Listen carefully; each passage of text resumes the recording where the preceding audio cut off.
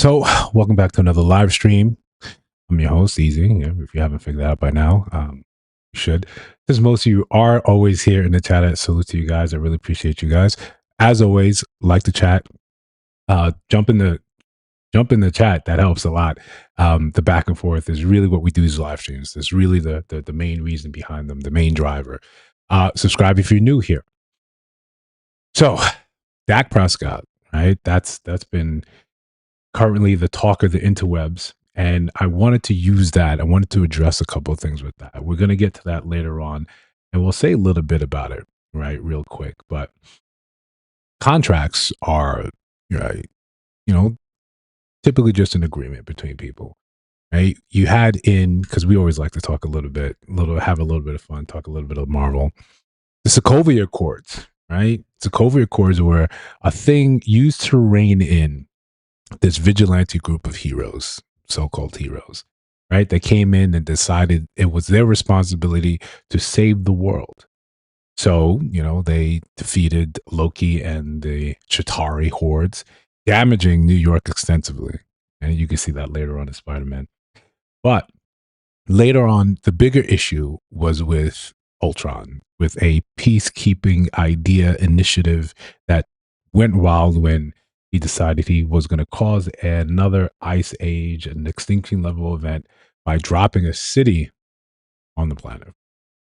So after they saved that and destroyed yet another city, larger one at this point, the government came in and said, "Yo, we have to rein this in. We cannot let this continue because who do you guys think you are?"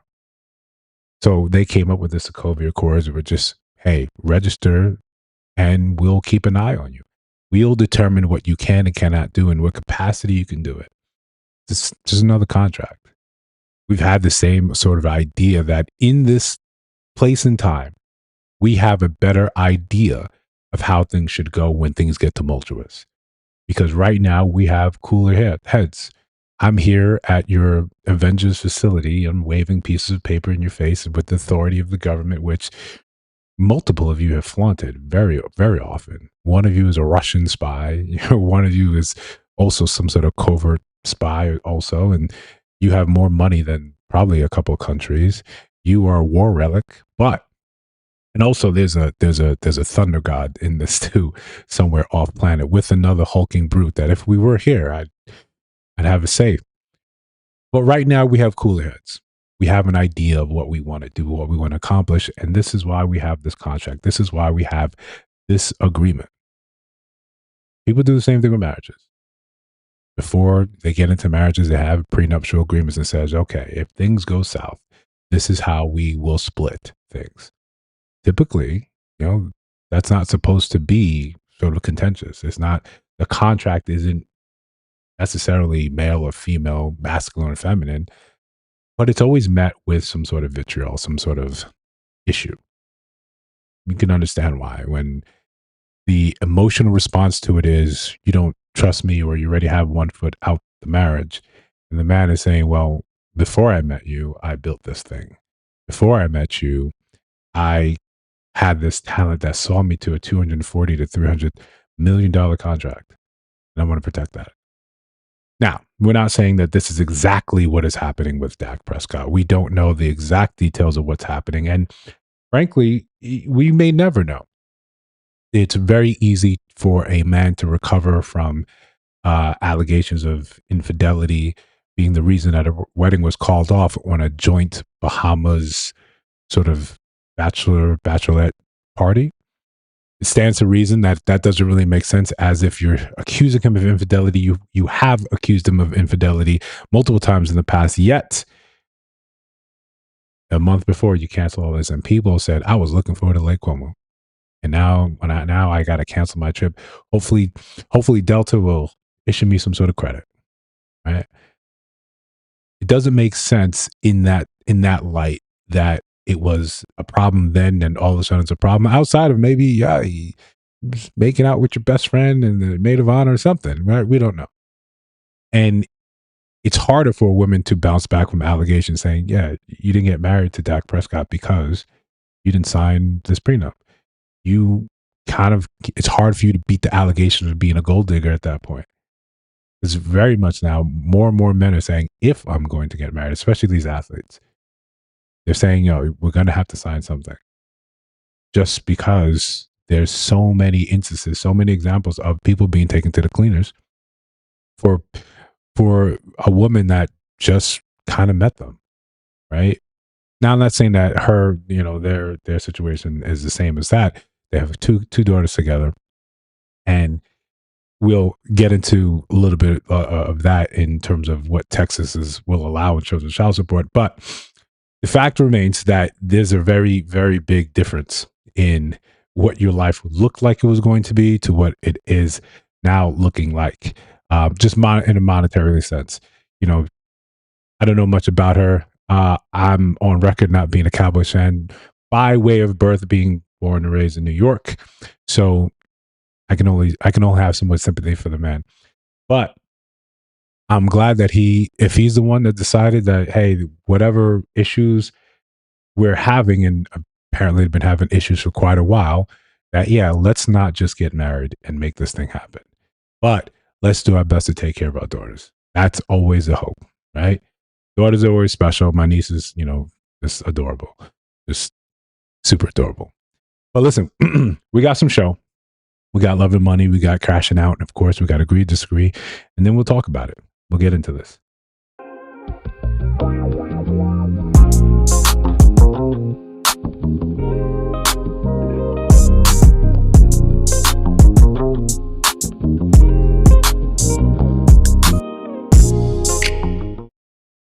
All right. So, we love Love and Money. We love talking about that.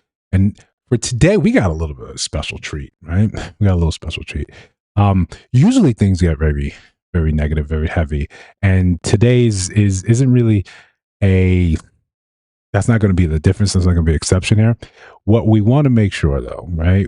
We want to leave you in a space where you are better equipped to deal with some of the trauma, some of the issues that are cropping up today. If you're paying attention, if your eyes are open, from us, war with Iran, with partial government shutdown, with exceedingly long lines, and every other day it seems like there's some new crime, some new detail that is some new heinous thing that's going on outside of what you would consider fairly attractive, teachers sleeping with underage, doing the thing with underage boys.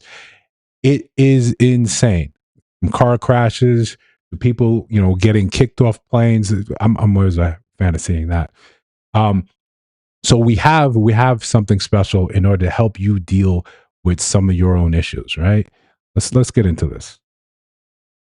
So a lot of times negative emotions move in this thing I call a negative emotion chain. Say, for example, someone cuts you off when you're driving to work, you get to work angry, you start taking it out on your coworkers, and subsequently it moves on and moves on. However, what we can do is we can hold on to negative emotions when it's sent to us and actually dissipate it. We can choose to not spread it to anybody. That way we break the chain. Now, it's harder to do it because it requires compassion, self-control, and patience. But if you can do it, you then begin to add more compassion, grace, and peace in your immediate circle, and you spread that to other people. And I think that is a much better way to go. I'm not saying it's easy, but it's so worth it if you can do it. Yeah, it's so worth it if you can do it, right? That's the positive message you're going to get for today, right? That's it, right? That handsome guy out there giving you all the facts, giving you the facts of life, right? You should be happy for that, right? That's about it. That's all I got for you today. Everything else is going to be a sliding scale, right? But we're going to have fun. We're going to enjoy it. We're going to enjoy some of this process as we get some of this going, right? So if you don't know, and those in the replay gang, and if anyone watches this later, when this channel eventually blows up in 5, 6, 7 years, that was my brother, right? That was my brother. He is the more positive one of the bunch. So if you need some sort of positive affirmation, you probably want to go there. Definitely him, my sister. I'm the practical, war is the answer sort of guy. The guy that wants to just, okay. We'll do it live. Fuck it. Do it live. I'll write it and we'll do it live. Yeah. I'm more of that variety. As a man, you shouldn't do this. As a man, you shouldn't do that. As a woman, you shouldn't beg for money. That's what homeless people do. So listen, one of the things I love seeing on the internet is whenever men, men in women's fields, when talking, using women's talking points, right? As a woman, you shouldn't be begging. Right? You shouldn't be begging. You shouldn't have your hand out here. You should be getting after it. I shouldn't stand in the way of your financial sort of glory. You should be after it just like everyone else is right here. But we got some we know that's not the case. That's a completely different thing. We know as men we have to go out there, we got to work, we got to make something happen. We got to turn something into nothing. But it's not as difficult as you may think, right? And we're here to talk about the math, behind all that. We're here to make sense of this. Yo, real quick. It's 7 something in the morning and I'm just thinking about it. Like keep it a bean. Like if you broke, bro, just focus on making $30 a day, right? Hear me out. Right? Focus on making $30. So I want to get the calculator out so we can follow this along. $30 a day, and basically 20 times 7, 140. You feel me? 140 times 30, 4,200 a month. 4,200 a month times 52, 218,000 a year. Just focus on you, bro, and keep going hard. 4,200 times 52. Yeah. Yeah, that makes sense. That makes sense. Sometimes math is not some of our strong suits, but the overall message of focus on yourself. I like that. I'm a fan of that. Stay true to what you need to do in order for you to get where you need to go. But we should use calculators, right? Or we should use calendars. We should understand that there's not your monthly. You can't multiply that, but that's over a number. Okay. But yeah, if you want to redo the math, I'm always a fan of that. Yo, real quick. It's 7 something in the morning and I'm just thinking about it. Like keep it a bean. Like if you broke, bro, just focus on making $30 a day, right? $30 a day, right? We'll follow this one more time. Right? Focus on making $30 a day, and basically 20 times 7, 1. Where'd you get the 20? Where we get the 20 times 7? Okay. 40. You feel me? 140 times 30, 4,200 a month. 4,200 a month times 52, 218,000 a year. Just focus on you, bro, and keep going hard. Listen, this is fantastic advice, right? Focus on you, but the math isn't what we're talking about. The math doesn't make sense to us. We can't really abide by that. Math is our friend. And math is always going to be our friend. I see content from young men, youngish men sometimes, of saying, "Hey, we're just going to live. I'll just live in my car," right? You don't agree as an accountant? Yeah, I mean, I would probably have to question how good your accounting is. I would have to have a question: how good is your accounting? But one of the things, right? Because I have a lovely sister, right, who's also in the chat. So sometimes when we're having conversations, I have to understand that there's a difference in quality of men that are out there and available. It's very easy to get in your own space, in your own mind, and with your own friends, and think this is how we are, this is how we move. So you fail to account, or you fail to understand when women are saying all these men are trash. And I'm always quick to push back and say, like, come on now, that can't be true. But sometimes there are people out there that make it very easy for that to be understood. Very, very, very easy to be understood. And if these are the men that they have to choose from, we have issues. Back it up, homie. Back it up, homie. And we don't own nothing. We own this crib. We don't own none of these cars. We don't own nothing. But we paid a brick for this shit, homie. We live. I'm so confused. I'm so confused. We don't own nothing. We don't own nothing.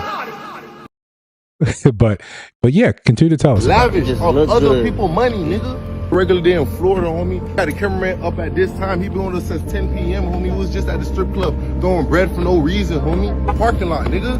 You act unusual, like you don't see what's going on. You don't see the motion, homie. Just back in straight. Just back in straight.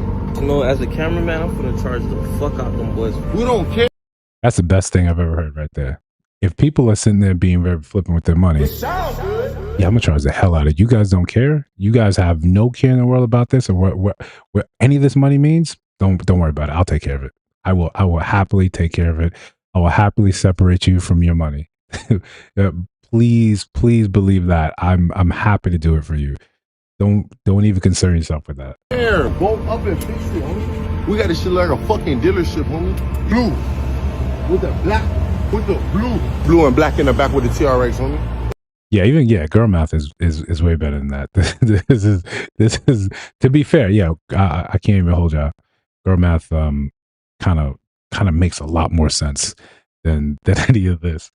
But yeah, if this is what's out there, this is the quality of man that women are dealing with, and I understand why you're all kind of upset. It's regular, homie. Tell them boys how much people you bucked yesterday. Come on, stop playing crazy. But we do this shit in real life, bro. See me, I stopped bucking people the other day, but What are you supposed to do to that? Right? How are you supposed to address that? Sometimes, on a more serious note, some of the conversations I have with some of my close friends, and Blair can attest to this, sometimes we often have to realize that you may have to leave some people behind. You may have to, it's, some people are so deep in the trenches of this scamming sort of life and moving that sort of way that there's nothing I can do for you. There's no amount of books I can throw your way. There's no more of mentorship I can throw your way that can change this sort of lifestyle. When you don't have growing up, or you're coming from the scarcity mindset, the minute you get your hands on something, you either hoard it like a dragon sitting on gold, or you spend it so you can appear, so you can rent and lease this sort of lifestyle for moments in time. But whenever you compare yourself to people that are actually doing well, and I'm saying you don't have to be rich in order to be doing well in society today, they don't move like this. They understand that, you know, that money should be out there putting on a suit and tie and getting to work for you, not just sitting back letting you make goofy moves like this. Now, I also, you know, whenever I'm on the internet, I see people renting cars, renting Lamborghinis, expensive Lamborghinis, and then, you know, in minutes, sometimes a day, the amount of damage done to that. I don't understand the business model behind that, especially when you're looking and renting to a certain sort of demographic, especially during spring break. You kind of know what's going to happen to everything you own there, right? You know what's going to happen. You're not going to see that thing again. Hopefully your insurance system covers it, but at some point in time, we have to realize the reason our insurance keeps going up has to be some cases like this. This can't be, you know, the good idea that we hope and we think this is. Right. But again, let's be fair and look at it the other side as well. If we're looking and saying the examples that people set on the internet about who we're actually dating, you know, women can't be just immediately left off the hook. Y'all, so a current man that I'm dating reached out to me and was like, he needed to talk to me about something that's been bothering him. So he said that he enjoyed dating me, but he does not enjoy the fact that I come to every date late. Now, honestly and truthfully, I do come to every date late on purpose because... Stop. Oh, God! Stop. You come to a date late on purpose. When you arrive, you'll see me basically on my way out, just waving to you as I slowly delete your number and block you. To me, this is just disrespect. This is disrespect. I'm a lady, and I feel as though a man should be there waiting on me. You need to be waiting on me. You need to be anticipating if I'm coming or not. And it's like extremely late. I'll probably be like 15 minutes late. But it's the anticipation of me walking in, right? You need to have a table together and all this other kind of stuff. By the time I get there, I just need to walk in there. You don't want to watch me walk? You ain't trying to see me walk? Oh, God! I'm trying to show you what I'm working with. And you worried about me being late. So I told him that I'm sorry that he feels that way. Pay attention to that. Pay attention to that right there. I'm sorry you feel that way. I'm sorry you feel that way. If there has ever been a more gaslighting sort of response, it's that one. Sorry you feel that way. I'm sorry I disrespected you and you feel disrespected. to me, listen, we all have our own pet peeves. We all have the things that bother us the most, or some of us, it rolls right off the back. But me, no, I'm crashing. I'm crashing out. Everyone behaves like I'm crashing out. Don't worry about it. And I've been known to just pull a plug, and we can shut this entire thing down. And that I'll do better with my time management skills. Y'all, I'm gonna come even later now. Just because you complaining. So with the internet, I hope people get a chance to see some of the stuff that people are saying, especially, you're dating this woman. That's how she's moving. I hope you see that and you say, oh, okay. So this is a disrespectful thing. This is the thing that you don't really care about. I'm supposed to just put up with this. Again, one of the first things I said on the channel that I think was good was like, I don't want to be part of your story time. I don't want to ever have to see a video like this where I'm essentially getting clowned. I'm essentially, being called out, and have people look at me and say, damn, couldn't be me. couldn't be me. Because I'm liable to be the one in my friend group to tell them, you putting up with that. That makes absolutely no sense to me. I just think you deserve better. Right? I know you. I love you. You deserve better. I couldn't see this for you. Why? Why? Why? Why? Why? Why? Why? Why do we put up with some of these things? And I know we often get very confused on what we want and how we expect things to be. But sometimes it's very easy to understand if I'm not the right person for you, the best thing I could probably do is just sort of let you go. And I think we all understand, and that sort of makes sense. Me and my husband, we've been together for 20 years, and I have had multiple instances where I've reached out to other men. Usually it was online and stuff like that, but recently it was a little bit closer to home, and I texted his brother. I cheated in 2013 online, sent two guys pictures. Why don't you just leave your husband? I love him like a lot. Like I really, really do. He does everything. Like he's freaking perfect for me. Like we're perfect for each other. We really are. Like that's 20 years I've been here. I know, but you're super not. That's the challenge. Like, I don't want to leave him. I can't believe you said that.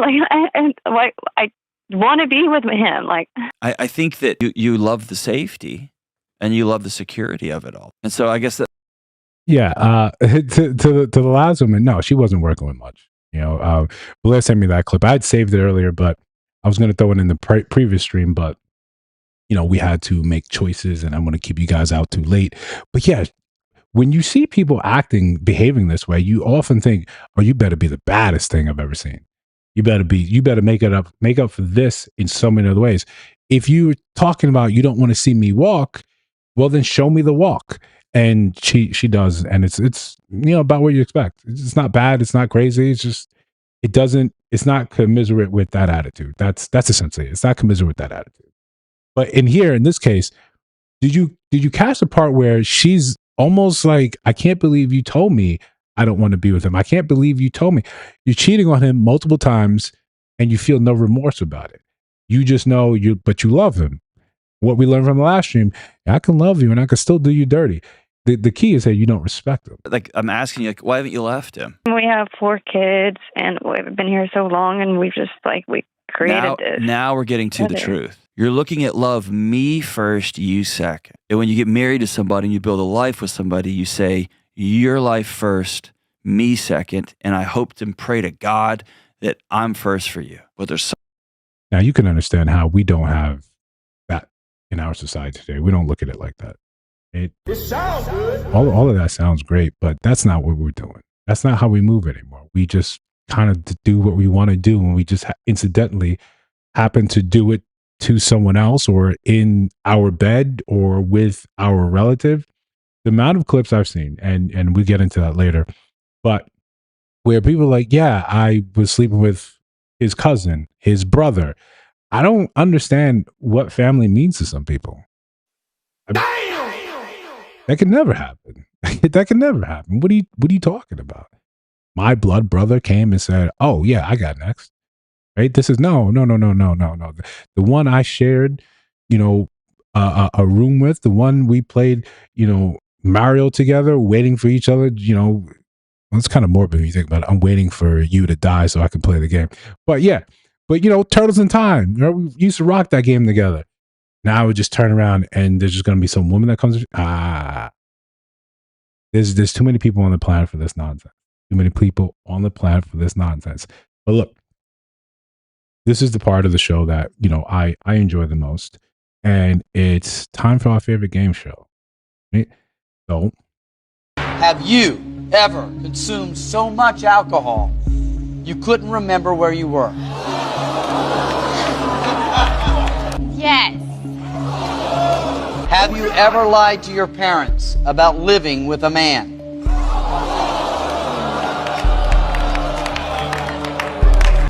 Yes. doesn't seem so bad, right? Doesn't seem so bad. Right? My innocent daughter just lied to me she's living with a man. That's not the worst we've heard. True. Would you sleep with someone if you knew it could boost your career?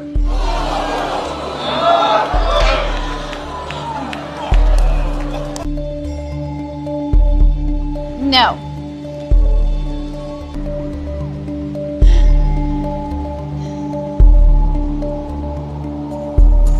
True. Look at her. Look at her. We love to see that, right? We love to see that. Have you ever dated someone you were not attracted to because he had money?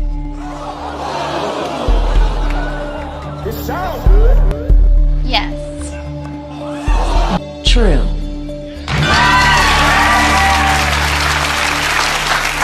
Have you ever been paid for sex?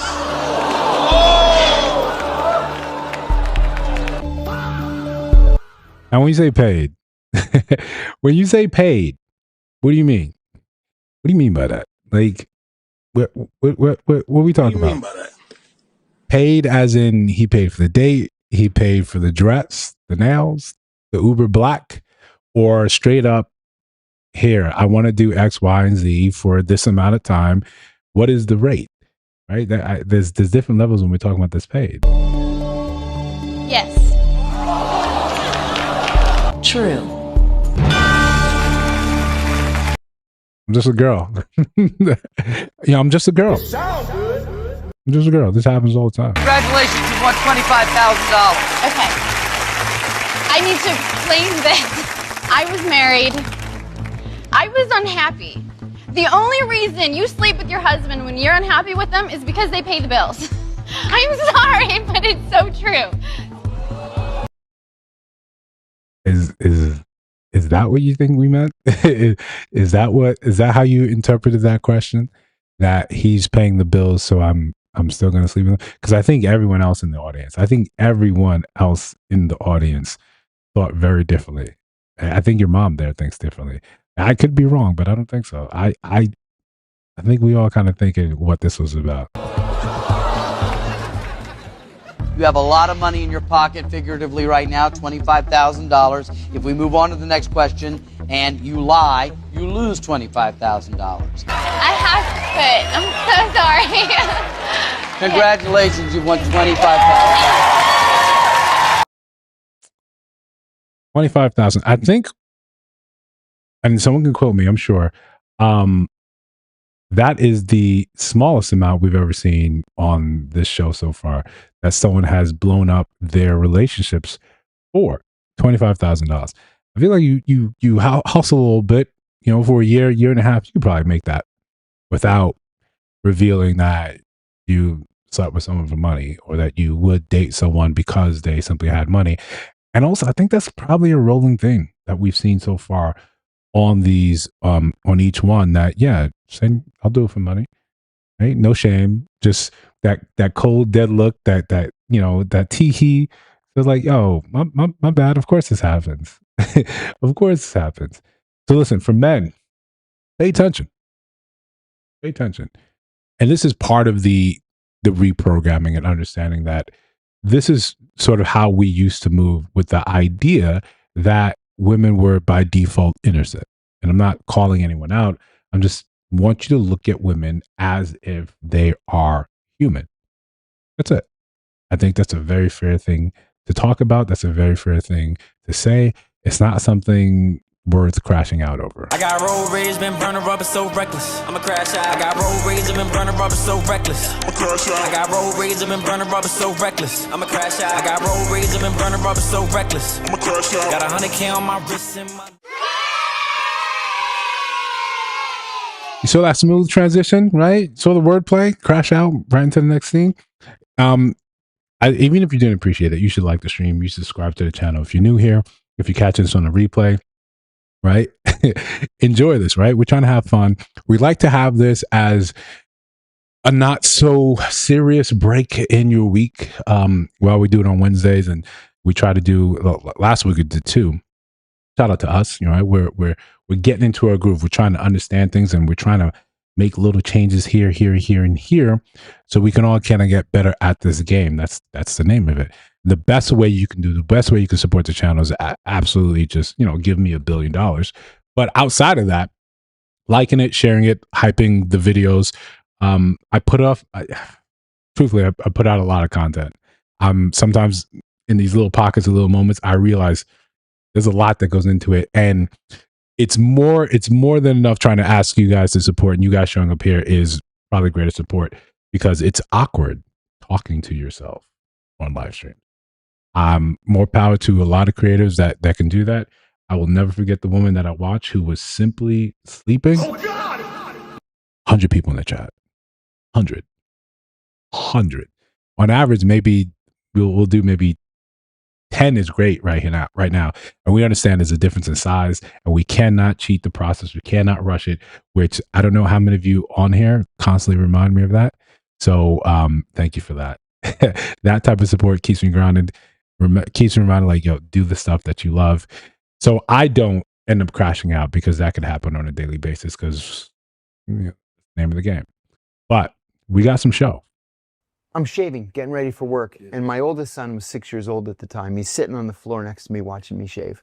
And I'm asking him, so what are you going to do today? For those of you that don't recognize this man, he's right now he's making some rounds on the old interwebs, on Al Gore's internet. Shout out to CGA. And he's talking about his time working for the CIA, and this one he's talking about his time when he was in Greece. And apparently working for the CIA does not exempt you from the same problems we have for people here that don't work for the CIA. And also, by the way, if the CIA, if you're listening to this, if you pick this up, if you listen to this real time, I don't mean anything that I was texting today. And if you want to submit a job application my way, I would happily leave my current employment for that or the NSA. I just want to know some things, some secrets. It's nothing serious. What are you going to learn today? You know, what are you going to play at recess? And then he says to me, I told mommy she shouldn't kiss Uncle Stelios on the lips. She should only kiss you on the lips. And she told me to mind my own business. I felt like I had been electrocuted. So, also, I wanted to remind you, the crash out isn't so much him. He does crash out a little bit. But I want you to watch this interviewer's reaction. Right? I want you to watch his reaction. And it's all of us. Whenever you call me, right? And for those of you that don't know, I enjoy me some gossip, some tea. You call me something good. This is how, when it's really good, my face is this guy's face. So I wiped the shaving cream off my face. I went into the bedroom. She was sleeping, and I kicked the bed. And she says, what? I said, who the fuck is Stelios? She said, where did you hear that name? I said, who is he? And then she said, don't believe everything a 6-year-old says. See? That's me. That's the face. And I said, I'm going to leave before I do something that I'm going to regret for the rest of my life. And so I got in the car and I went to work. And that afternoon, she started calling me every 5 seconds. And I just would let it go to voicemail. Finally, the secretary came into my office and she said, John, your wife's on the phone and she's crying. I said, yeah, she should be crying. And she said, no, she was in a car accident and she's injured. And I was like, for God's sake. So she was calling my phone again. So I picked it up and I said, what? And she said, I got in an accident and I'm injured and the kids are crying. And so I drove up to the accident scene and the car she was first in a left-hand turn lane to make a left. There was a guy 5 cars back Greeks are very impatient drivers. She went to make the left. He came from the back and just T-boned her and pushed the car up onto the sidewalk and demolished it. She broke her wrist and it was a big mess. So I go up there and get out of my car, my fully armored, BMW 540 with, my 2 guns. That's that again, right? Again, this is fantastic. And yes, the Greeks are phenomenal. Like, they're terrible. They have zero patience. There's no real like division on the highway. They kind of Jersey drift either way that they need to go. It's not fun. And I said to him, "Tista dialo Eginedo, what happened here?" And he gets all excited. He says, "Iyenekasu, your wife, inabutana, she's a whore." I said, "My wife is a whore?" And then, so odd enough, right? If you're believing what your 6-year-old said about Stelios, then the taxi driver's not wrong, right? He's not wrong, but you punch him, you crash out on him. I don't think that's fair. I don't think he deserved anything like that. He was in a coma for quite a while, 3 days. Oh, you had that built up. Any other day, Yeah. I would have let it go. Yeah. Any other day. Yeah. So I got arrested. Right. Oh, you did? Oh, yeah. And How do you arrest the CIA station chief? No, I wasn't the chief. I said, "Look, I have diplomatic immunity. Yeah. So, I'm sorry. I'm wrong. I admit I'm wrong, but I have diplomatic immunity." Yeah. And they're like, "Okay, just sit in the cell." They left the cell door open and they let me. So the question now is, was that thing in Lethal Weapon? Was it Lethal Weapon when he was like, "Yo, diplomatic immunity," and he got shot in the head?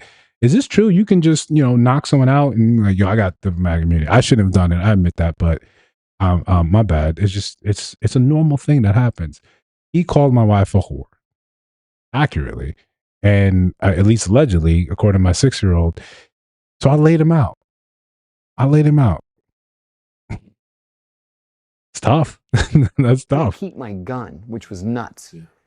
But then they brought me in, and the guy, he was clearly concussed. He hadn't yet kind of, faded out. That was at the hospital later. But he was sitting there in a chair, and he's just like, you could see like the birds tweeting, from the cartoons. And he says to me, "So what happened?" So I told the story. And then this is the police captain for the whole station. And he says to the guy, "Is that true? You called his wife a whore?" And he said, "Yes, we got in an accident. She yelled at me and I called her a whore." I did not know that it is a crime to call a man's wife a whore in Greece. Didn't know. Wow. I had no idea. I mean, I've been to Greece a lot. Thankfully, I never saw fit to call anyone out like that. But we probably should research a lot of different laws, a lot of those esoteric laws before we found ourselves knocked out by someone working with the CIA in an armored BMW. And so they charged him. Wow. And I said, "Listen, I can't get charged because I have diplomatic immunity, but in good conscience, please don't charge him." I beat him like almost to death. So they ended up dropping the charge. He filed a lawsuit against me later, but because I had immunity, it was just thrown out. And the only fight I've ever been in my entire life. Wow. This is why I want to work for the CIA, right here. I want diplomatic immunity. I want to whip ass. I want to be immune from prosecution. What is better than that? Who's better than you at that point? This is unreal, unfair, right? that you got knocked out, concussed. You committed a crime and the guy did the right thing, but now I even try to sue you and they're like, "No, you can't even bother. You want the full weight of the United States government. We don't have any oil, so they're not really going to go that hard." But Lord, I imagine going back home to your wife and saying, "Yeah, what did you have? Did you have a good day? Did you have it?" "Nah, I got knocked out," and she's looking at you sideways because you're not the type of man she thought you were. I thought you were an honest cab driver. I thought you were good at your job. We T-boned a woman. You called her a whore, got knocked out, got concussed. Now we try to sue the guy. And turns out the same reason he wasn't prosecuted, the same reason we can't sue him. I was just like, I wish I was American. Yeah, I wish I was American at that point. But that aside, right? Even you being CIA doesn't mean you end up being immune to some sort of like crashing out. It happens all the time. But stuff gets murky when it comes down to relationships. When it comes down to interpersonal relationships between wife, and a husband, a boyfriend and a girlfriend, a significant other, a situationship. It's all murky, right? When emotions are charged, it always gets weird and murky, especially when sometimes, you want to involve the law, like this gentleman in Greece tried to do. But sometimes men have read the tea leaves. They've seen the future and they understand sometimes you need to get the law involved. You need to have documentation to protect you because we kind of have a deference for women. We say, yeah, of course he's abusive. Of course he's a bad guy. So if you're not walking around with pabelas, you may find yourself in trouble. This customer calls me and says, hey, I need you guys to move my stuff on the 3rd. I say, cool. She says, but listen, we have to do it quickly because, I'm leaving my ex. He was abusive, and I just want to make sure that I'm able to move all this stuff without him interfering because I'm afraid of him, right? So I prep my guys before we even go. I say, hey, listen, if dude pulls up, we're going to call the police and kind of like stand back a little bit until the police get here, and then they'll handle it or whatever the case may be. We're going to make sure she good, right? Everybody understood. Good. Copy. We begin moving the stuff. We're halfway done. A truck pulls up. The guy hops out. Her ex hops out the truck. He says, what are you guys doing? I said, oh, we're moving this lady, right? And he says, that's my stuff. That's my stuff in the truck. He says, where is she? I said, she's in the house. He says, she's crazy. She tried to kill me. She said, did she tell you that? I said, no. He pulls out a police report. He has a police report and a PFA. She's not supposed to be anywhere around him. I go in the house looking for her. She has barricaded herself in the closet. She says, I'm not going anywhere until he loves me. You paid me to steal from this man? That's how you get yourself involved in the nonsense. Now you got to put all that back. Now you wasted a day. And you got to put it back in the same ways. The indentations in the carpet, I want you to put the stuff right back in there. Also, you're responsible for getting her out the house, right? You need to get her out the house.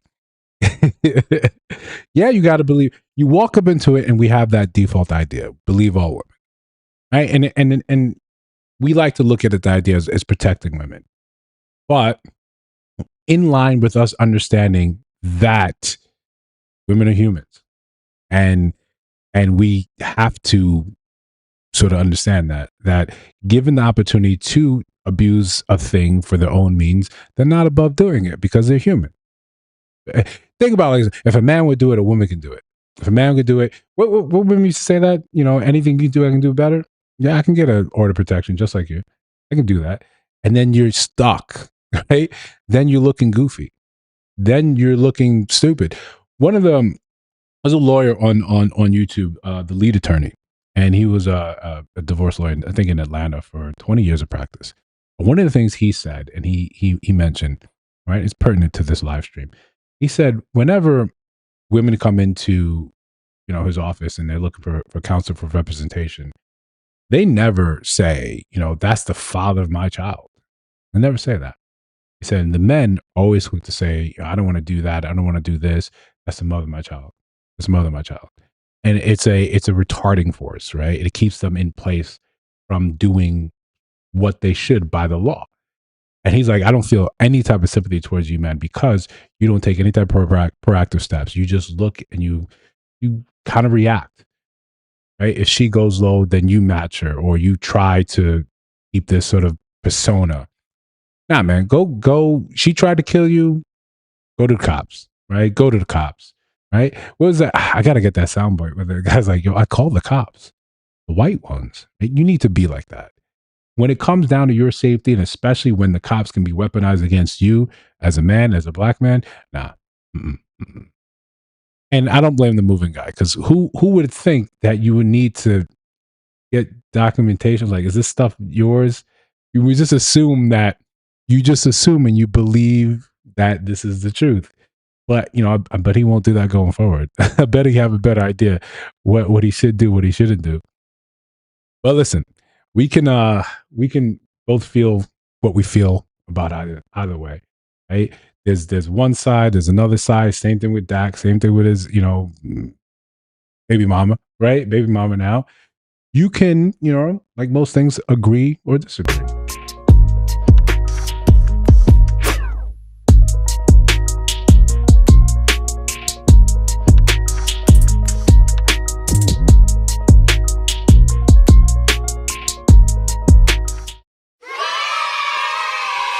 So look, if you missed the wordplay before, I gave it to you again. I gave you agree or disagree. You can agree to disagree, right? It's the name of the segment, right? We're moving on.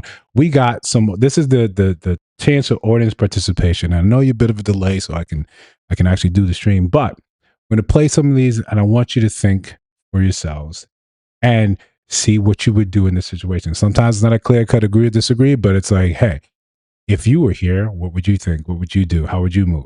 This is a segment for the audience. All right. I cheated on my husband and was honest with him when the DNA test came back that he was not the father of our child. Damn. Pause. Right. Let's understand that. I was honest with him when the DNA test came back. When it came back. So the point for the honesty, when was that? Was that when the test was going to reveal the truth, or it was prior to that? Because one way is actually working towards honesty, another way is just, but it's not. Like I said, you decide. And of course, if you're new to the stream, you're new to the channel, like, subscribe. That's why we do this thing.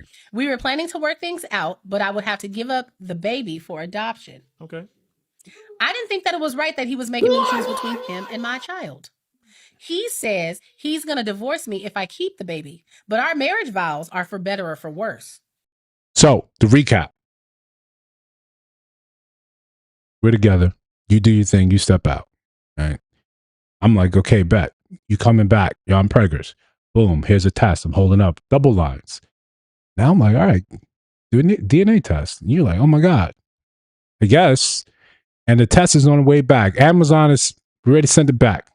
Right? It's on its way back to the DNA testing center. And then I get real with you. I say, oh, yeah, listen, real talk. It ain't yours. Okay. I'm like, listen, baby girl, I love you so much, right? You are the apple of my eye. I am so hurt, but I'm willing to work this out. You just got to get rid of that kid. What do you do? Is it fair? Is that a fair thing to ask? Right? Is that a fair thing to ask? Is it a fair thing to say? Her response is just, right? And that, it feels kind of fair on both sides. What would you guys do? What kind of low-life husband would leave his wife to be a single mother if she doesn't want to give up her child for adoption? All I've been was a good woman to that man. I am so confused. I want to know how she a good woman. Diabolical that she put that I've been a good woman to that man. She literally got a baby outside her marriage. She didn't care about the vows, but she want him to. So do you think it's fair? Like, he's willing to work things out with her, but she got to get rid of the baby. What's your thoughts about that? You just got to get rid of that kid. Yeah, no biggie. No biggie. Grow that thing inside you, right? Grow it inside you. Do all the things. Form that bond. Hold that baby in your hands and then give it up. Give it up. If you want me here, give up that baby. You're right. Yeah, define good woman. It's not a nuance. Right? It's not a nuance.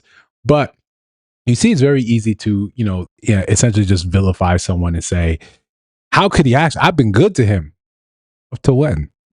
Right? Up to when?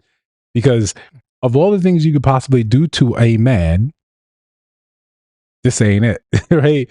This ain't it. This is the bad thing. This is one of the worst things that you could do. Right there. Right there. Right? And then he hits you with the Una reverse. Right? Draw 4. Wild draw 4. Color's red. Give the baby up. Now, I'm from New York, so I'm a bit cynical, right? as a lot of you in the chat, you're also cynical New Yorkers, gang.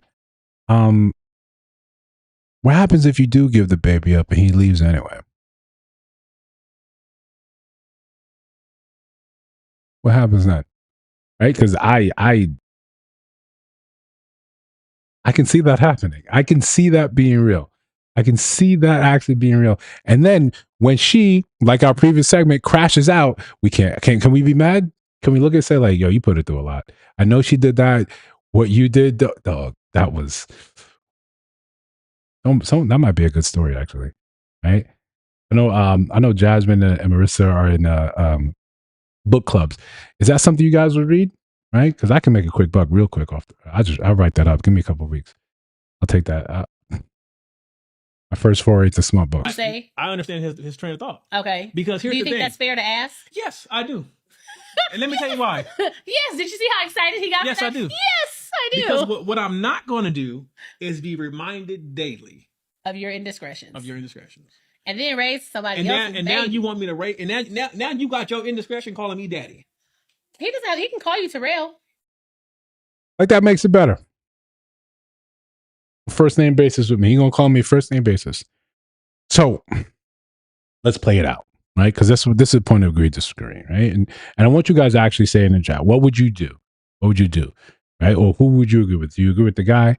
Hey, just give it up, right? Put a 1 in the chat if that's you. If you don't put it, I think you agree with the woman, right? That's all I'm gonna say, right? I'm just gonna leave it like that. But it makes sense. He's saying, I can't be reminded of this daily. I'm already going to be reminded of it when I look at you. But now I have to participate and raise this boy, girl, and I've got to form real feelings for this boy or girl. And knowing this is a reminder of how it all went wrong. How would you actually handle that? Would you, hey, I'm going to ignore it. I'm going to treat this child no differently to my other children. If you don't have children and this is the first one in the house, could you tolerate that? Could you do that? Could you move and shake like that? Or is this a complete non-starter from the word go? Or would you get a little devious with it? Right? Would you put a time limit on it and say, okay, listen, this is what we're going to do. Real simple. I'm going to kind of participate in the kid's life. I'm not going to tell the kid that this was an affair, baby. I'm going to keep my mouth shut, but I'm kind of just going to be a dick. Or do I treat the child right and, rug pull later on in life? Again, if you can't catch it, this is a nice lead in. Again, like the stream, subscribe to the channel. Mom had an affair 18 years ago.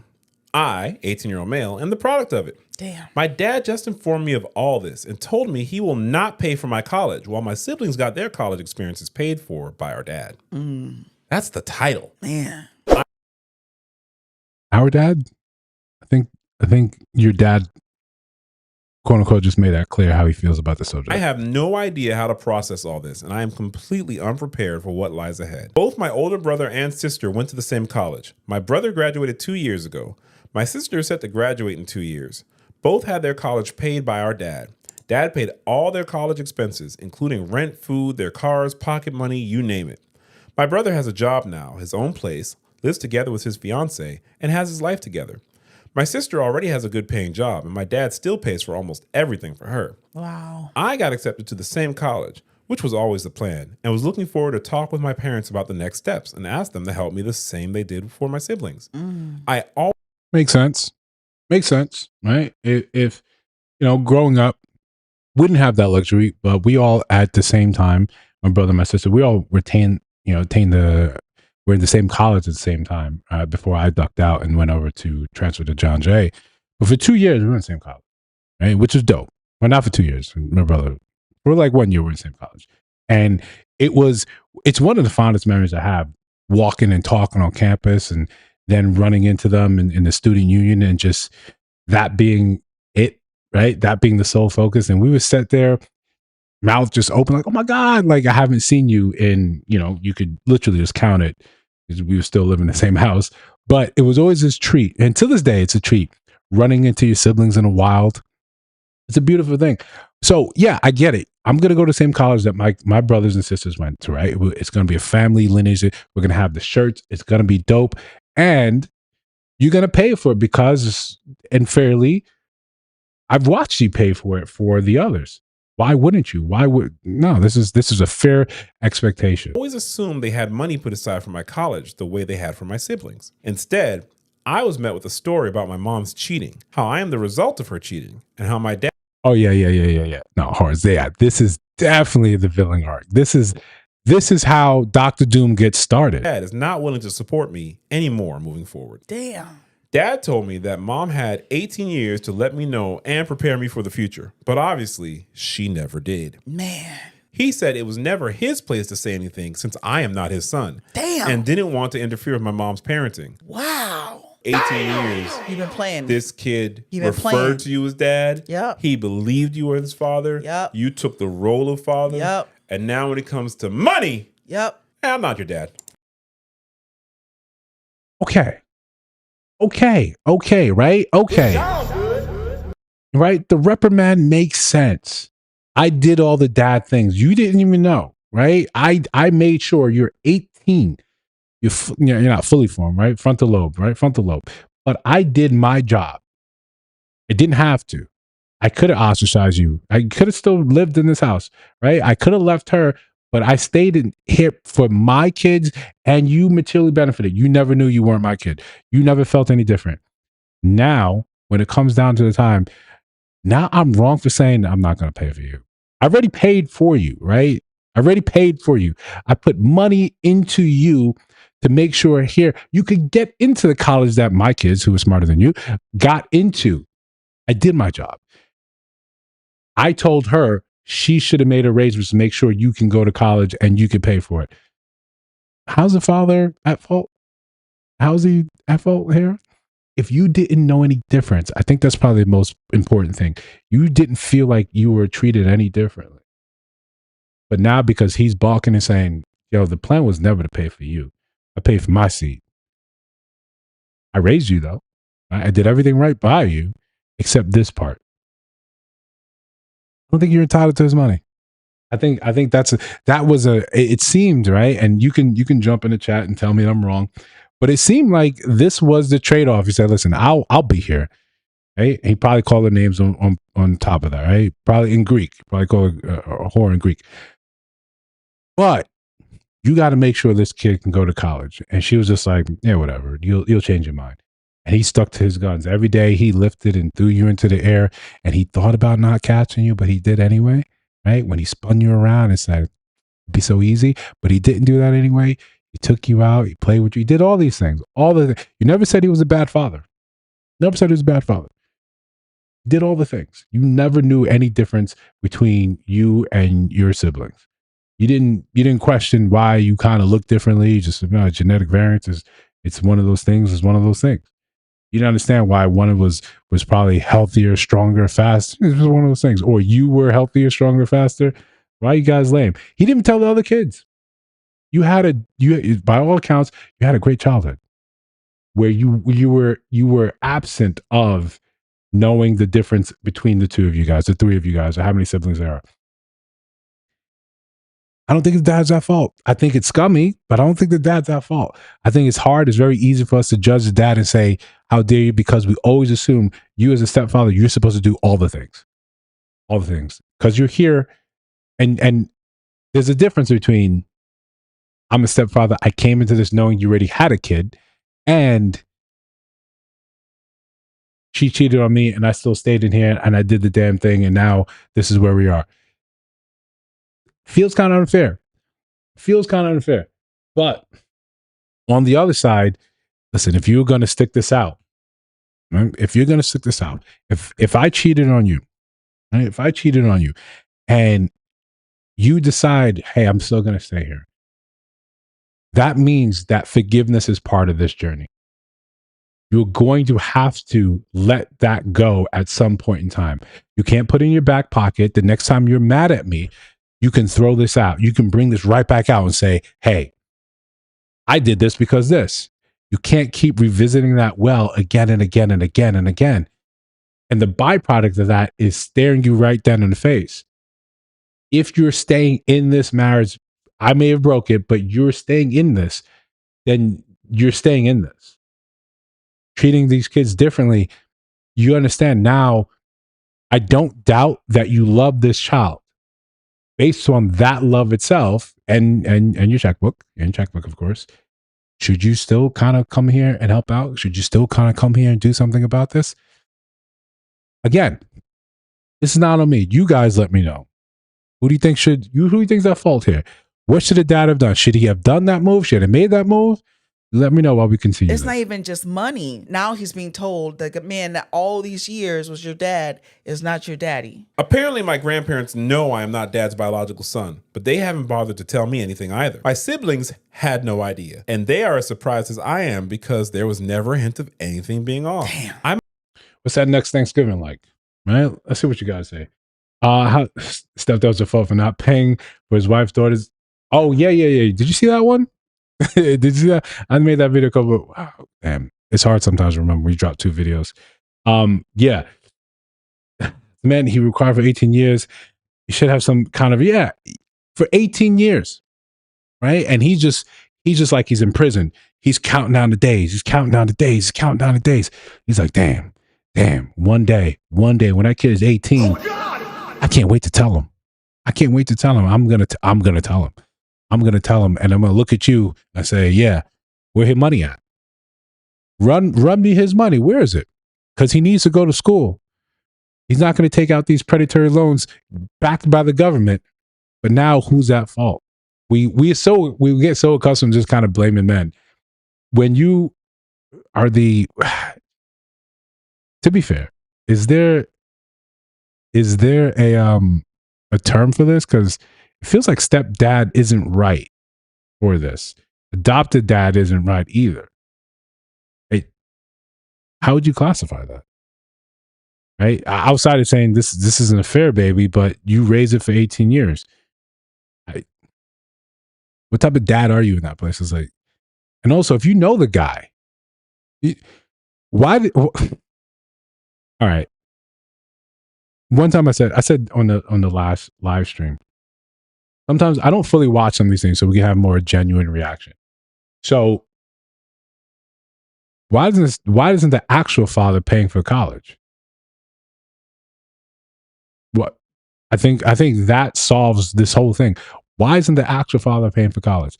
This completely went over our heads. No one here. Yes, bonus dad, right? But bonus sounds like as a, hey, here's a bonus. Adopted but relentless father. Yeah, that's a good word. I like that word, relentless. Right? But that has lore at my family. We completely left out that dude.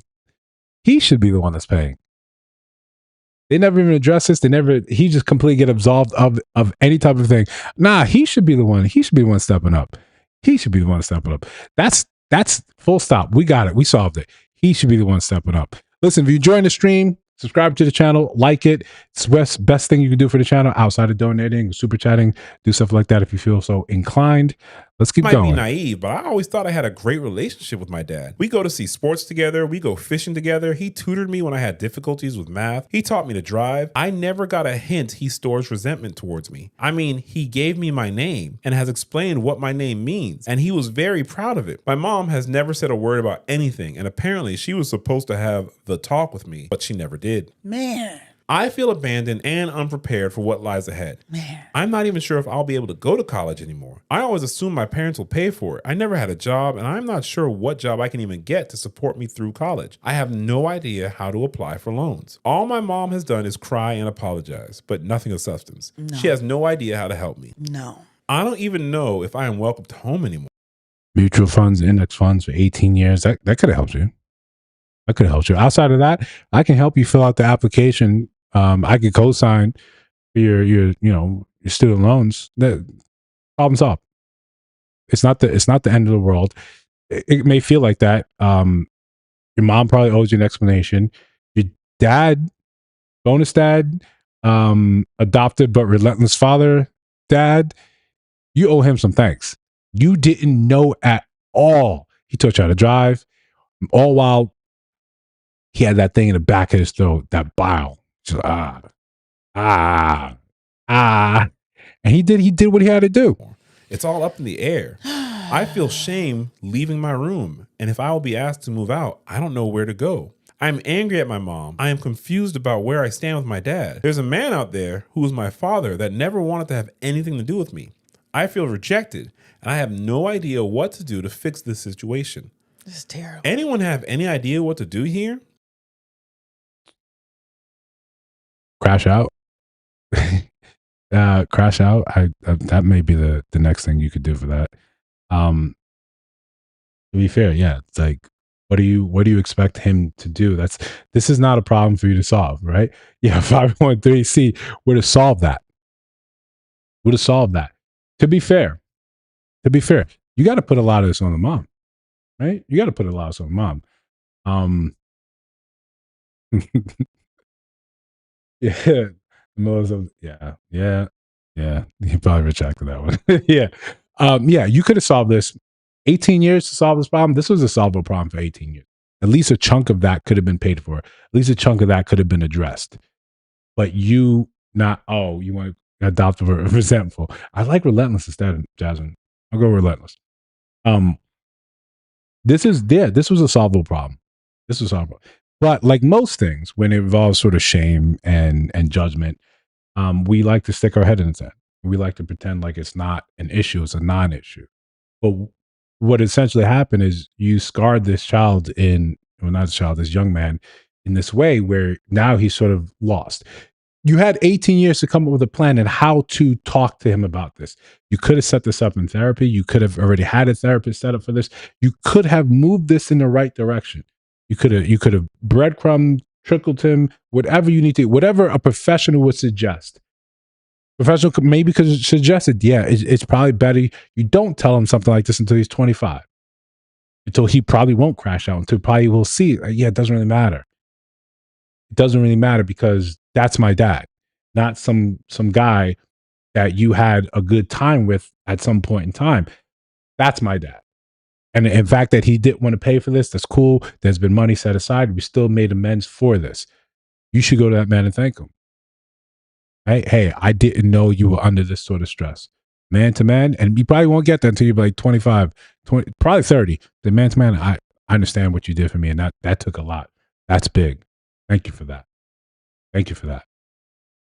You were under no obligation to do that, but you treated me like one of your own. I feel like I'm always going to be your son.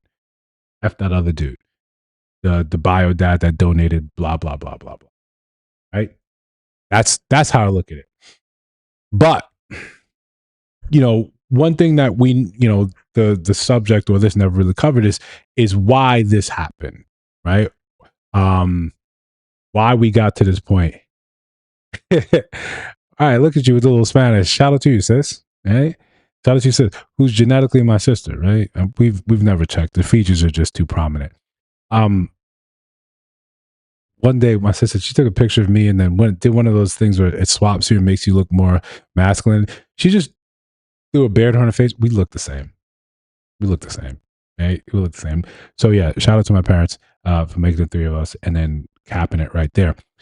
But so we understand that we don't really talk about how this happened, right? In these stories, we never talk about how she stepped out, how it happened. But we talk about it in the larger context when people talk just about dating. And one of the most common tropes that we see today is that men don't approach. The problem is that we never understand, and we never take it and say, sometimes men don't approach, not because there's something wrong with men. Maybe they just don't, right, like you. My proof that I think that the population is going to slowly decline because I am in a room of like 100 men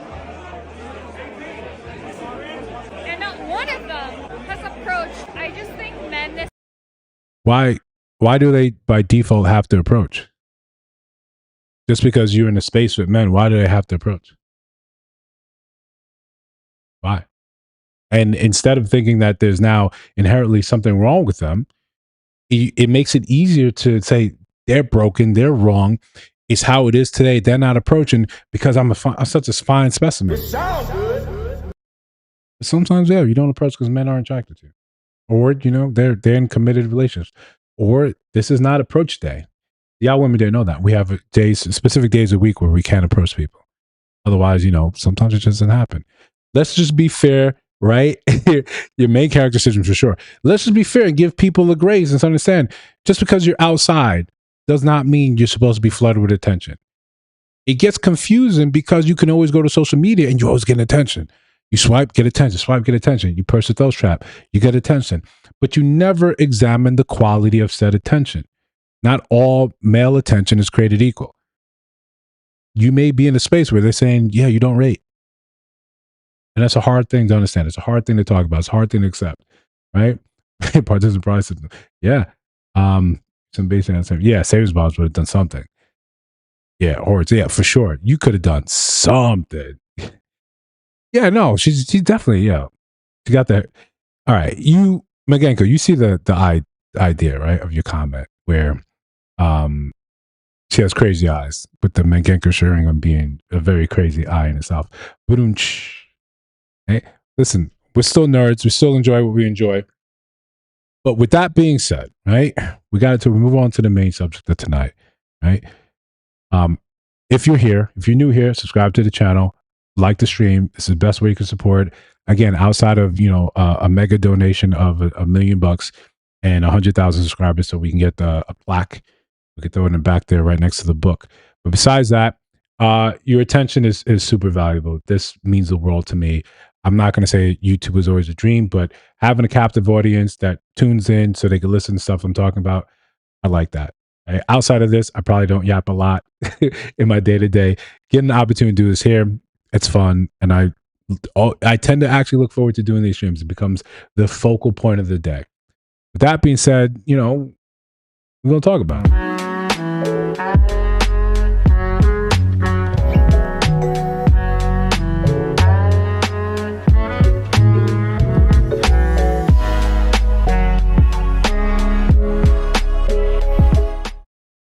All right, off to the main event, the main topic today. For those of you unfamiliar, and it's usually my sister, right? So I'm always want to be cognizant of making sure that I have enough context to give to her so she makes sense. Also, if you can clearly see, we got the merch in the store, right? Here it is, sis, because she's probably like, I don't know what's going on, but I'm here to support. So I made sure we have some clips where you can understand what's happening. Dak Prescott and his fiance have called off their engagement just a month before the wedding, and we've got all the details. I'm Michael Babcock, and this is Open Mic.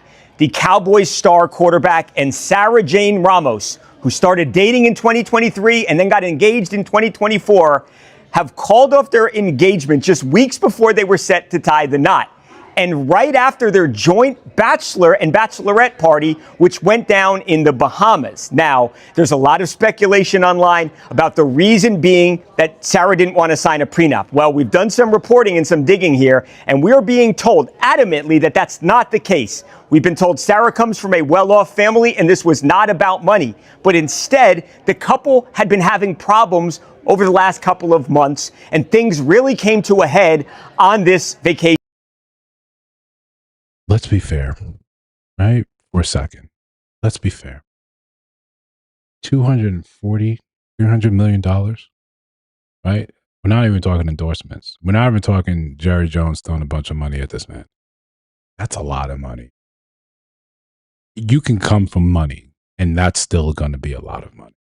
Let's just be real. That's always going to be a lot of money. We're never really going to know the actual reason of what happened.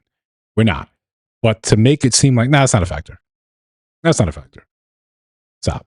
There are grown men today that have not had an inkling of homosexuality in any of their thoughts and any of their bones that would marry that man for that type of money, to access to that type of money. Let's stop playing games. Let's be adults for a second and be absolutely real. That's a lot of money. That's a lot of money. That's a lot of money to not perform. Right? All right. I apologize. There's a little bit of a dig. I apologize. Right? Yeah. Let's apologize. In the Bahamas. Now, the wedding was set to be this beautiful affair, which was going to go down in Lake Como, Italy. Sarah and Dak had to tell everybody, the guests, that they were not going to have the wedding anymore. They did it by email. They apologized, and that's how everybody. As many of you know, our wedding is currently scheduled to take place in Lake Como, Italy on Friday, April 10th, 2026. It's with heavy hearts that we privately inform our attendees that we have made the very difficult decision to cancel our wedding. We are deeply apologize for any inconvenience this may cause you and welcome your praise. Sarah Jane Ramos and Dak Prescott. Listen, you can cry in Dallas or you can cry in Bahamas, which they were in the Bahamas, and everyone else, wherever you were, okay, get your refund, right? Get your refund. It's not the end of the world. But when you make moves like this and you try to pretend like it's not this or it's not that, fine. There's always going to be some privacy that we're rewarded. And I think people become old hats at how to keep their lives private at this point. Let's just not pretend like they were having problems for such a long time. Great. This is a great reason just to call the thing off. But if you're wanting to tell us that it's because you guys were having issues with his infidelity, why get up to a month away? Now you're saying, no, I can't do it. Why be in the Bahamas and having a grand old time and say, I can't do it? I know a lot of creators jumped on it and talked about prenups, right? And we're going to talk about prenups in a bit. But I don't think they're that far off in making that idea, that claim. And I know we want to believe what people say, that this is what it is. That no, it had nothing to do with the prenup. So are you saying that there was a prenup, or there was a prenup that wasn't signed? It had nothing to do with that. It was just other reasons. Okay, fine. The main crux of this, that regardless, you guys are still attached to both hips, because you have two girls. That's now the responsibility. That's how you're supposed to raise. And in Texas is a funny state when it comes down to how this is going to play out. If you notice, a lot of celebrities, i.e. Chris Brown, once he gets someone pregnant, his residency quickly changes to Texas. There's a reason for that. We'll get into it right after this clip. But again, this is for my sister, so she's up to speed. Found out. Now, they do have two kids together, a 2-year-old and a 10-month-old. So while they won't be in each other's lives as husband and wife, they do both agree that co-parenting the you need reimbursement. Blair, will you accept, maybe credit at, gift cards at Applebee's or something? Like, maybe the airline can refund you. A month out, you should be able to get as a guest. Right? You should be able to say, hey, go to hotel. You didn't pay. Hopefully you didn't pay. Hopefully you didn't pay ahead of time and thought, I'm going to be here. And if you have not been to Italy, you've not been to Lake Como, it is a beautiful place. Very, very, very nice. Very nice place to actually sit there and get married. Shout out to you guys.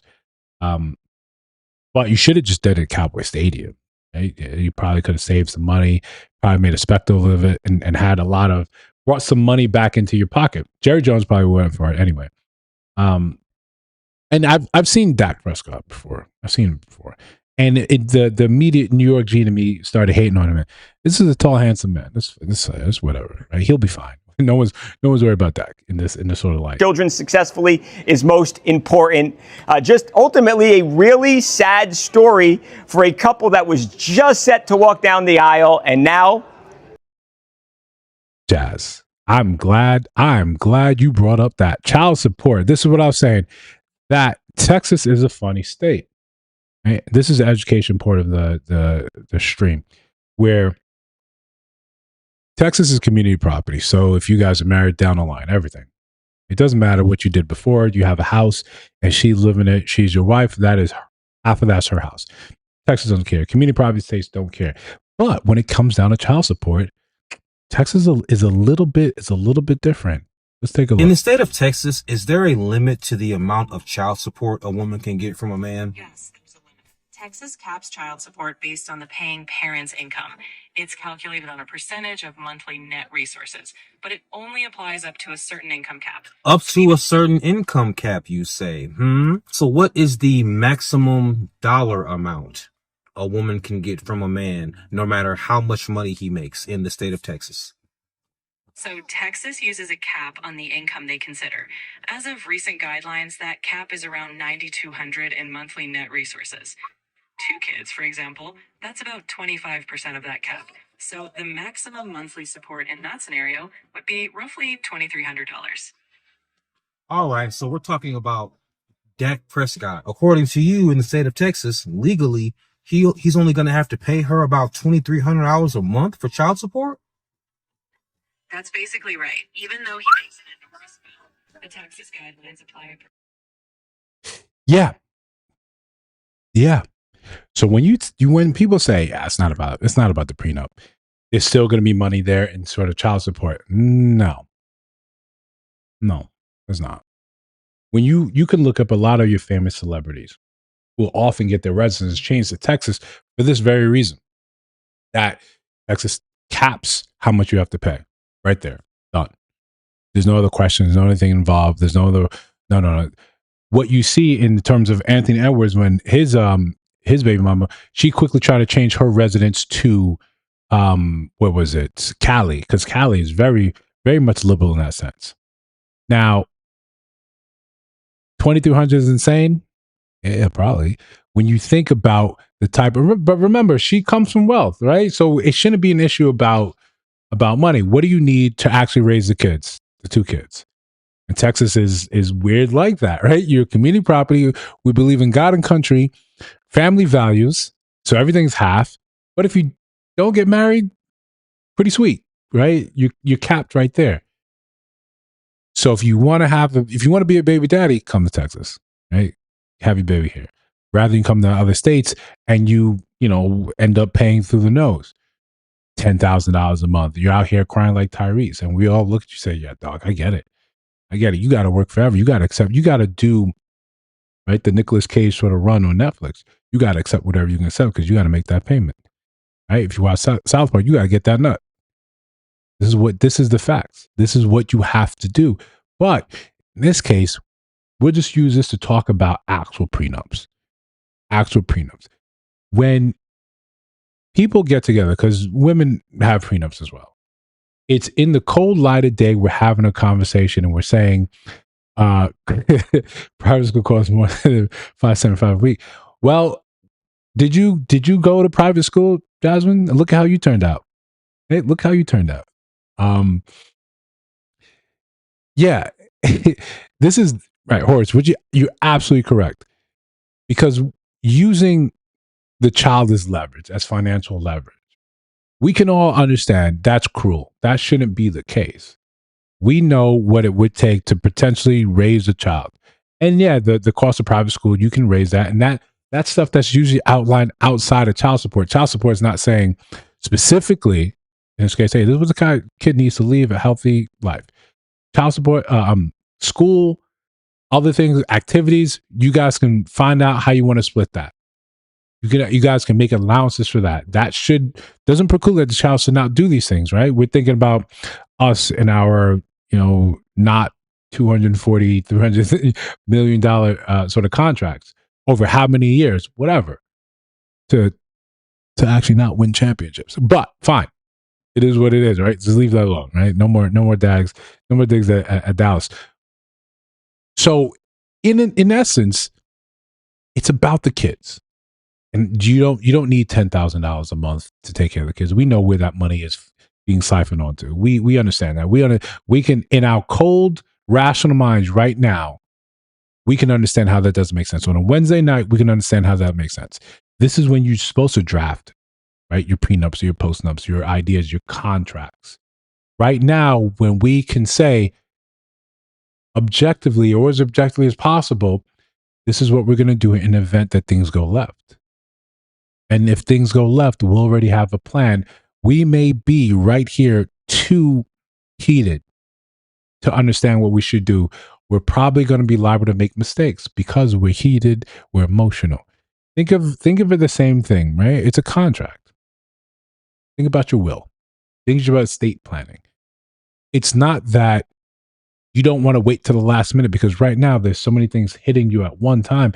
You don't want to sit there and think, okay, Who's going to get this? What do we do this? What's the best idea? How do we honor the person that passed in saying these things? No, you do all that ahead of time. That's what the contract is for. Cooler heads prevail. And especially right now, when we're still full of love. We're still full of love. This deal will not sweeten it. It'll only sour later on when we're trying to go back and forth to court, figure this thing out. Because with the advent of the internet, we have the ability to see what mess you were talking prior to divorce proceedings versus how you're talking during and after divorce proceedings. You take Jeannie Mai, who was all about that dark meat, all about this with Jeezy. Oh, couldn't say anything bad about this man. Not a year later, scum of the earth. So when men see this, when women see this and understand, like, damn, I got ish, especially as women today purport to say, yo, I got so much ish. I'm out. We're out stripping the men. We got the degrees, we got the houses, we got the income, we got the businesses. We're doing so much better. It would make sense that you would want to sign a prenup. Then again, when you're constantly saying that you want a man that's better than you, it would make sense that he would want you guys have a prenup. And it would make sense that you get a prenup, your lawyers come together, and you guys have one unified prenup, and you guys sign way before the marriage, way before there can be any idea of coercion. You film it, you tape it, you do all that, just so it's righteous, just so it's not something that's thrown out. And prenups are often thrown out because when you think you can make a prenup which says, if we divorce, she's got to lop off her right leg. You can't do that. Judge is going to look at that and say, that's not enforceable. You can't do that. Some of the stuff you people think you can put in prenup is not enforceable. And a judge will look at that and say, we're going to throw this whole thing out. And we're going to abide by the laws of the state. And sometimes you got to be aware of the political leanings of said judge. It's supposed to be unbiased, but we understand. We look and we don't judge. And what do we all do all the time? We judge. And if you don't, you're lying to me. Don't worry. I know. You know, I know the truth. But you're lying, right? We're all judging. Right? We listen, we don't judge, and you're about to tell me the most awful, visceral thing you've ever done in your life. And I'm sitting there with popcorn. I want to hear it. I want to hear how depraved you are. It tickles me. Just like the guy listening to CIA Operative, just fascinated by it. Absolutely fascinated by it. So, when men and women see what it could potentially be like, when women are the breadwinners in that relationship, yeah, they want a prenup too. At least after the fact, they talk about wanting a prenup. Halle Berry is one of the most famous ones who you got to pay Deborah Justice $7,000 a month. But we all, when it happens to her, we all look and say, this is unjust. We have this idea that wealth is not supposed to be transferred from the woman to the man. Even though we have a society where a woman can completely outstrip the earnings of a man. We look at it and say, there's got to be something wrong. It's not fair. It's not fair. That's why you get a prenup. When we take away the idea, the connotation behind the prenup, we understand it's just a contract for us to understand. In the event something happens, this is what we're going to do. In the event you and I together, you have a kid, we have a kid, you give me a child, I will do this for you. That can also be in a prenup. That's a positive thing that's in a prenup.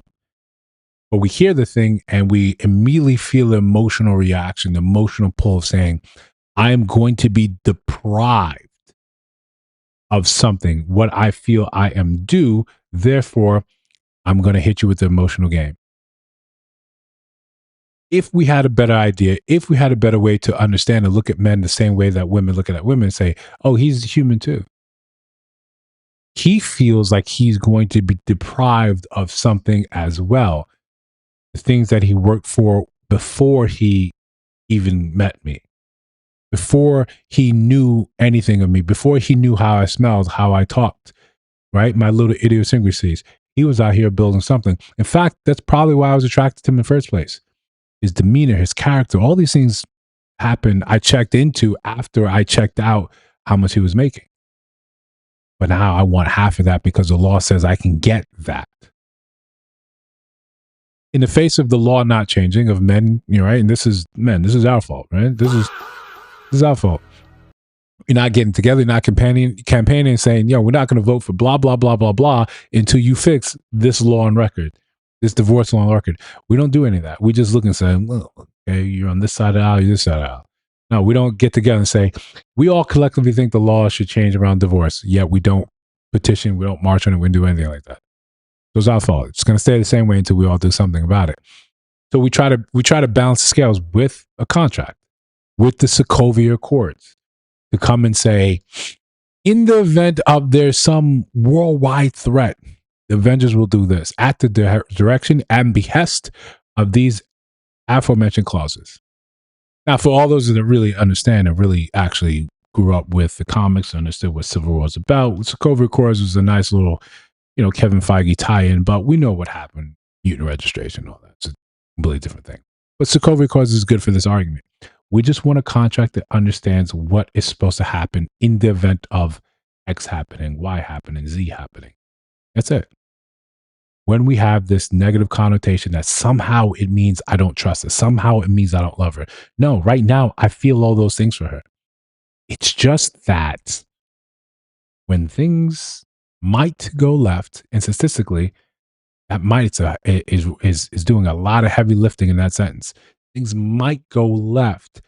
We should have a plan to how this actually happens. And when I'm drafting this prenup, we should be drafting it together. We should have an idea and say, okay, this is what we're going to do. Because right now this is the best time you're going to get the most out of me, the time I'm most willing to compromise with the things that you may want. Because right now I'm full of love. It's stuffed up into my nostrils.